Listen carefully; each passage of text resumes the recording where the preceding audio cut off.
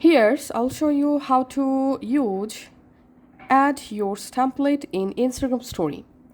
First of all, make sure to update your Instagram app, then launch the Instagram app, tap on the plus icon, select story.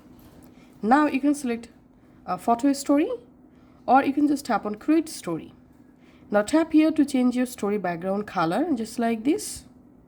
Now you can type anything here,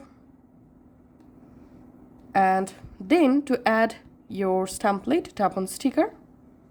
Here you will find add your template, tap on that, and we can see add your successfully added.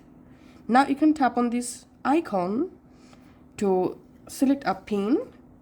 So here you will find a bunch of different pins. You can select any of them and then just tap on next and tap on continue with this template, and you can just change add yours text here. You can also make it large and then just tap on your story and your story will be published, and now on any viewers will be able to easily add their photo by tapping on add yours. Thanks for watching.